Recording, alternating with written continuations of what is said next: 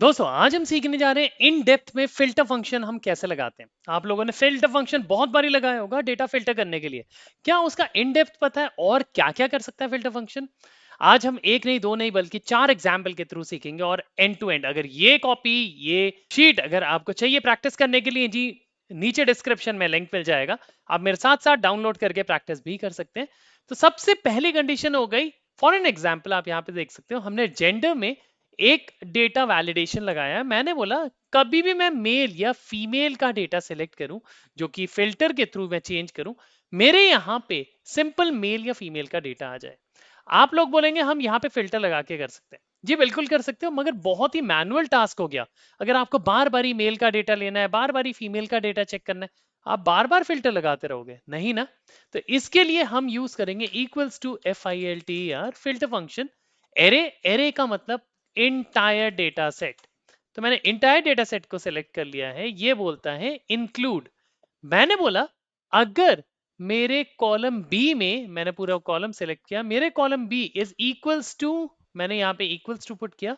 मैंने कहा अगर इस बी कॉलम में कहीं भी ये वाला सेल की वैल्यू मिले तो मुझे डेटा लाके दो। मैंने ब्रैकेट क्लोज किया और मैंने एंटर प्रेस किया एंड सी, आपके पास फीमेल का सारा डेटा आ चुका है। आप इनके थ्रू कुछ भी एनालिसिस कर सकते हो। ओके, अगर इसी के चक्कर में आपको मेल का डेटा चाहिए तो आपको जस्ट मेल फिल्टर लगाना है और आपका यहाँ पे एंटायर डेटा चेंज हो जाएगा। ये तो बहुत बेसिक कॉन्सेप्ट रहा आपका फिल्टर फंक्शन का। चलिए एडवांस में चलते हैं।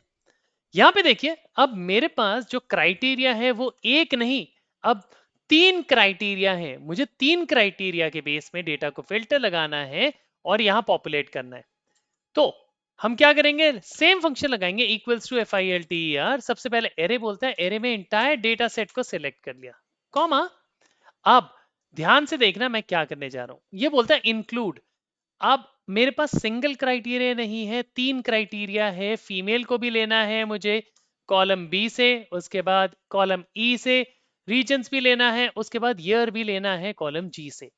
तो ये तीन क्राइटेरिया है। अगर तीनों क्राइटेरिया आपको फुलफिल करवाने हो तो आपको क्या करना है, आपको ब्रैकेट ओपन करना है। अब हर एक क्राइटेरिया एक एक ब्रैकेट के अंदर डाल दोगे आप। ओके, इंक्लूड सबसे पहले फीमेल है, मैंने बोला column B is equals to put किया।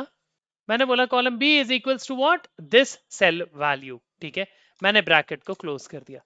अब हमें इसी के साथ साथ दूसरे कॉलम्स भी लेके आने, तो मैं यहां पे क्या करूंगा, मल्टीप्लाई का साइन। मतलब अगर इस कॉलम में हमारी फीमेल मिलता है और वैल्यू ये ट्रू आती है तो मुझे दूसरा भी पॉपुलेट करके दो जो मैं पॉपुलेट करवाने जा रहा हूं, और तीसरा भी ऐसे ही करेंगे हम मल्टीप्लाई के साइन से।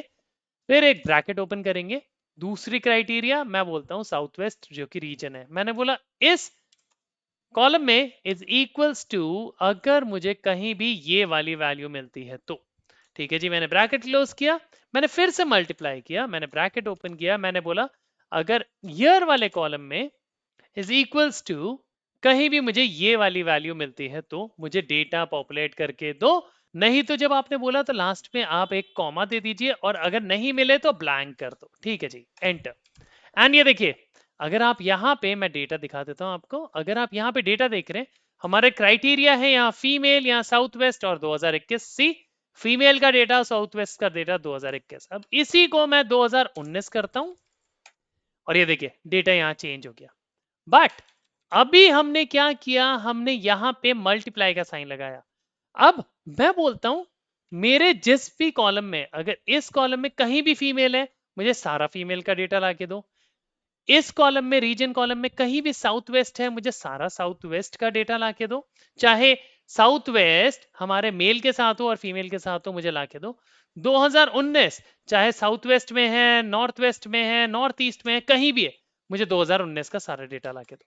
पहले जिस सेल में आपने फंक्शन लगाया था उसी में जाइए, मल्टीप्लाई के साइन को ओपन करके हम यहाँ प्लस का साइन दे देंगे।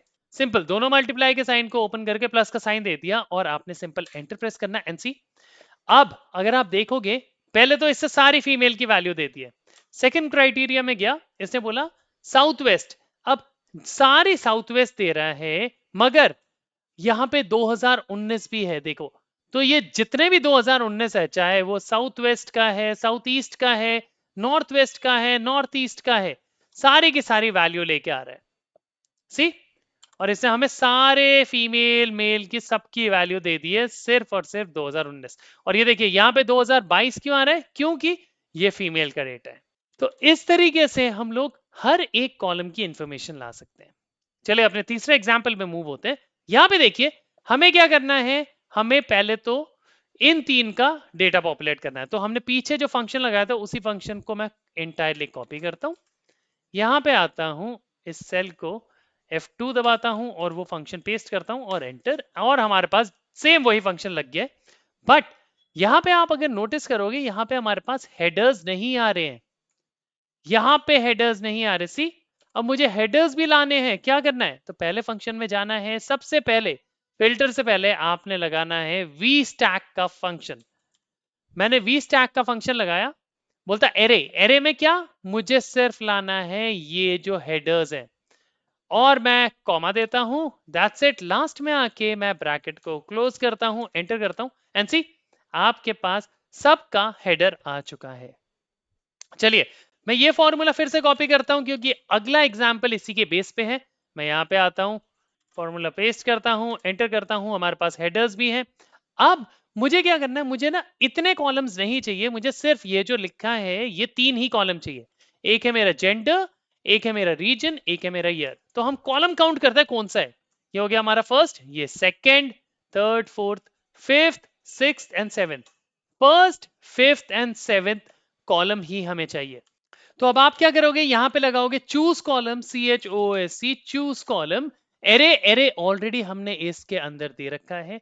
लास्ट में आएंगे, कॉमा लगाएंगे। अब मुझे कॉलम कौन से चाहिए, मुझे चाहिए column second, column fifth and column seventh. और मैंने ब्रैकेट क्लोज किया, एंटर किया, एंड सी सिर्फ वही तीन कॉलम हमारे पास पॉपुलेट हो गए, है ना इंटरेस्टिंग। तो फिल्टर फंक्शन बहुत ही ज्यादा डायनामिक है, ये ऑफिस 365 में अवेलेबल है। अगर आप लोगों को यूज करना, आपके पास ऑफिस 365 होना बहुत जरूरी है।